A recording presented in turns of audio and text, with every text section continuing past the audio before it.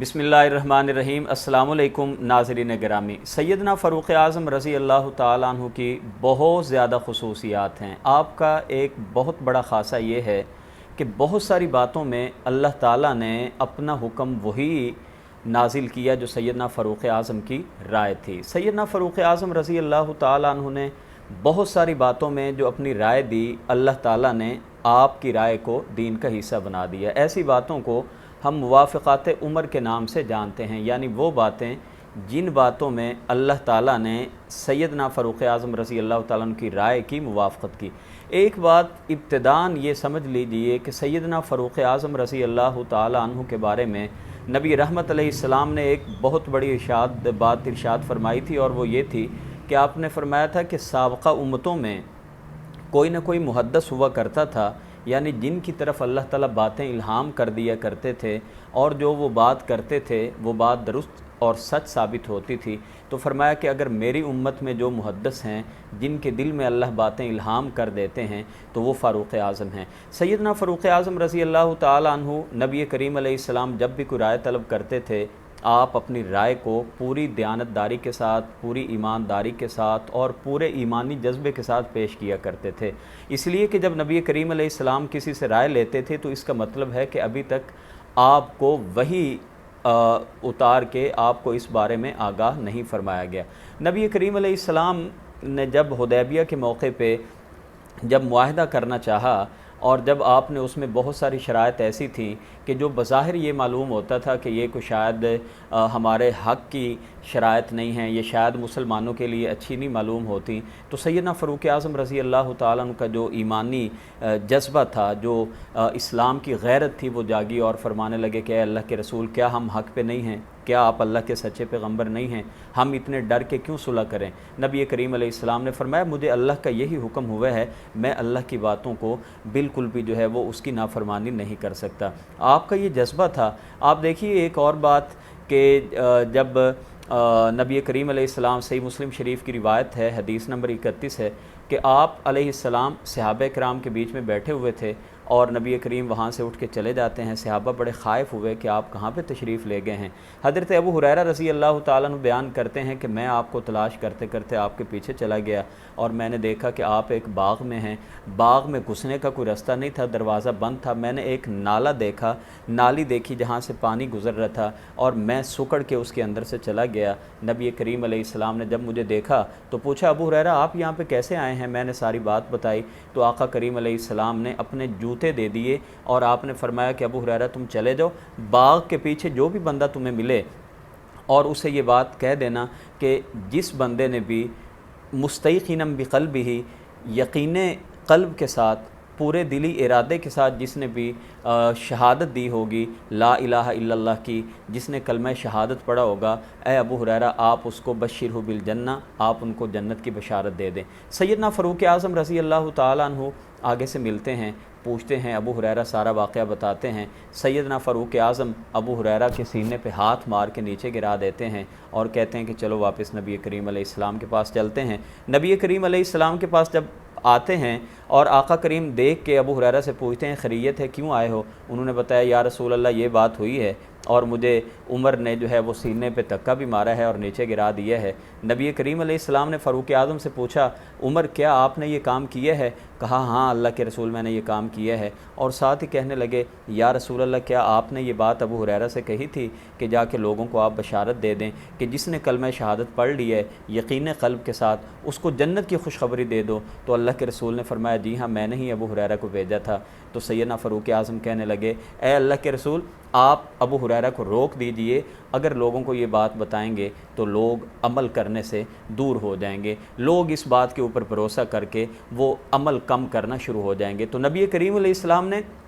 सैयदना फ़ारूक़ आज़म की राय को तस्लीम करते हुए फरमाया अबू हुरैरा को कि अबू हुरैरा आप ये बात बाहर न करना। आप इससे नाज़रीन किराम आप इससे अंदाज़ा कीजिए कि सैयदना फ़ारूक़ आज़म रज़ी अल्लाह ताला अन्हु की कैसी बसीरत थी, और ये नबी करीम अलैहिस्सलाम को चैलेंज करना मकसद नहीं था, ये आपकी एक राय थी। और वैसे भी आपकी इन्हीं खूबियों को देखी तो नबी रहमत अलैहिस्सलाम ने फरमाया था, मेरे बाद नबी होते तो उमर होते। हज़रत उमर फ़ारूक़ रज़ी अल्लाह ताला अन्हु سیدنا ابو بکر صدیق کے دور میں بھی ہر طرح کی کھل کے رائے دیا کرتے تھے۔ ایک واقعہ بڑا معروف ہے جو ہمیں کتابوں میں ملتا ہے، وہ واقعہ یہ ہے کہ دو صحابہ اقرا اور عیینہ،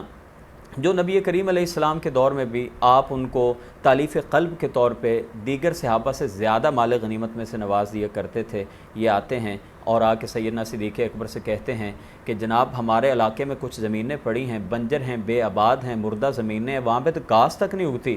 تو آپ وہ زمینیں ہمیں الاٹ کر دیں اور ہم جا کے وہاں پہ کچھ محنت کریں گے، شاید ہمیں اس سے کچھ مل جائے اور وہ زمینیں ہم آباد کر لیں۔ سیدنا صدیق اکبر رضی اللہ عنہ نے صحابہ کرام سے مشورہ کیا اور آپ نے وہ زمینوں کی الاٹمنٹ ان کو دے دی، اور وہ جو آپ نے ایک تحریر لکھوائی، اس تحریر کے نیچے آپ نے گواہی سیدنا فاروق اعظم کی ڈال دی۔ سیدنا فاروق اعظم وہاں پہ موجود نہیں تھے، یہ دونوں صحابہ جاتے ہیں، حضرت عمر فاروق رضی اللہ تعالیٰ عنہ مصروف ہیں، اپنی اونٹنی کو تیل مر رہے ہیں، تیار کر رہے ہیں، تو جا کے کہتے ہیں کہ ہمیں ابو بکر صدیق نے ایک تحریر لکھ کے دی ہے، ہم آپ کو سنا دیں یا آپ خود پڑھیں گے؟ تو انہوں نے کہا میں ابھی مصروف ہوں، آپ سنا دیں۔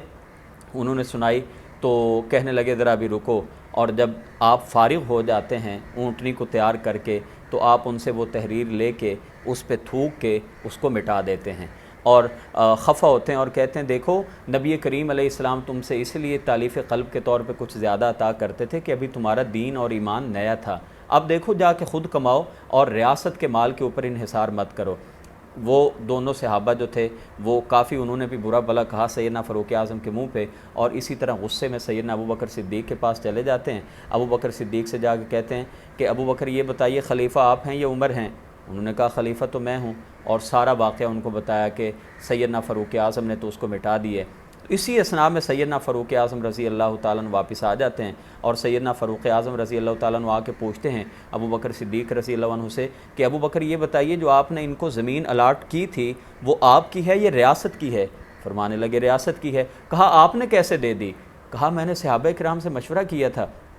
تو کہنے لگے صحابہ کرام سے غلطی بھی ہو سکتی ہے، یہ آپ کا مشورہ جو تھا وہ درست نہیں تھا۔ وہیں پہ سیدنا صدیق اکبر رضی اللہ عنہ خاموش ہو جاتے ہیں اور کہتے ہیں عمر آپ میں اللہ نے اتنی خوبیاں رکھی ہیں، میں نے آپ کو آغاز میں ہی کہہ دیا تھا کہ عمر میری جگہ پہ خلیفہ آپ بن جائیں۔ ناظرین کرامی، یہی آپ ان دو واقعات سے، تین واقعات سے آپ اندازہ کر سکتے ہیں کہ سیدنا فاروق اعظم رضی اللہ تعالیٰ عنہ کی غیرت ایمانی بھی کتنی تھی۔ ہر بات پہ تلوار نکال لیتے تھے، کوئی بھی دشمن اسلام دیکھتے تھے تلوار نکال لیتے تھے، اور آپ کا یہ محدث ہونا، آپ کے دل میں اللہ تعالیٰ الہام کی باتیں کیسے ڈالتے تھے کہ آپ کی جو رائے ہوتی تھی تقریباً 18 باتوں میں اہل علم لکھتے ہیں 18 باتیں ایسی ہیں کہ جو سیدنا فاروق اعظم نے رائے زمین پہ دی، اللہ نے عرش سے اس کو دین کا حصہ بنا دیا۔ وہ بدر کے قیدیوں کی بات ہو، بدر کے قیدیوں کو سیدنا فاروق اعظم کی رائے یہ تھی کہ اے اللہ کے رسول، آپ ہر صحابی کا جو رشتہ دار قیدیوں میں کافر آیا ہے آپ اس کے حوالے کریں، وہ اپنے ہاتھوں سے اس کو قتل کرے، لہٰذا عقیل جو آئے ہیں آپ وہ علی کو دیں رضی اللہ عنہ،